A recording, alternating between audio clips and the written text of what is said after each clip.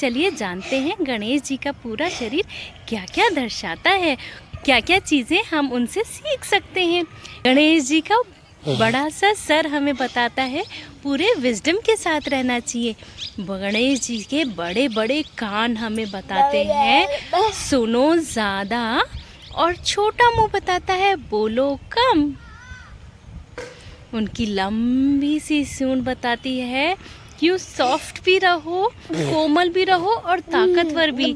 वैसे ही जैसे हाथी की सूंड एक कोमल सा बच्चा भी उठा लेती है और बहुत शक्तिशाली पेड़ भी उखाड़ देती है।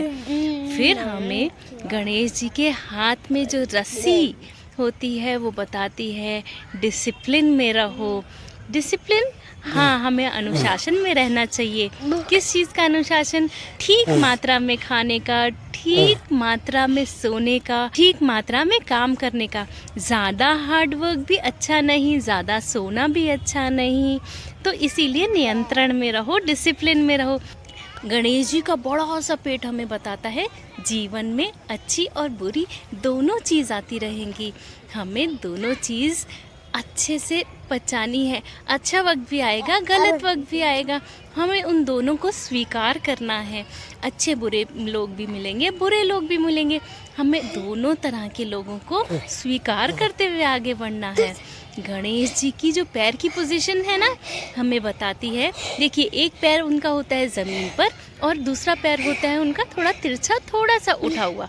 ज़मीन वाला पैर हमें बताता है कि हम हमेशा धरती पर चले, इस सांसारिक जीवन में रहें, और इस सांसारिक जीवन में रहकर हमें ऊपर हमें अपनी साधना करनी है, हमें स्पिरिचुअलिटी, हमें आध्यात्मिकता का जीवन भी जीना है।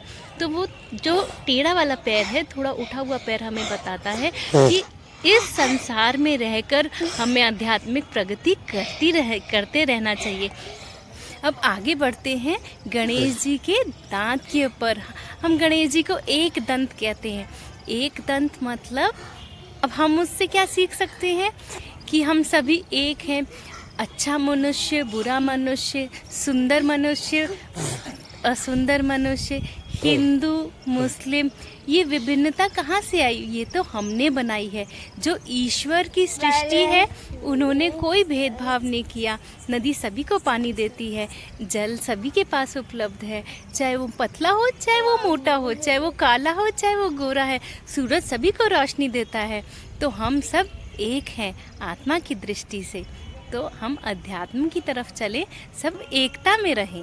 गणेश जी के एक हाथ में मोदक भी होता है। मोदक बहुत आसानी से नहीं बनता।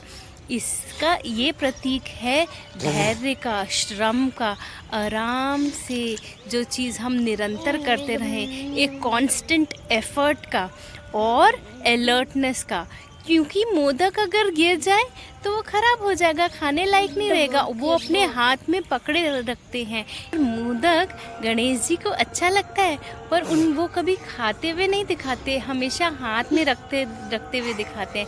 ये दिखाता है कि स्पिरिचुअलिटी में ईगो आ जाए या स्पिरिचुअलिटी में फेम मिल जाए, या अगर आप फेमस हो जाओ तो फिर कभी भी ईगो नहीं रखना, हमेशा सिंप्लिसिटी रखना।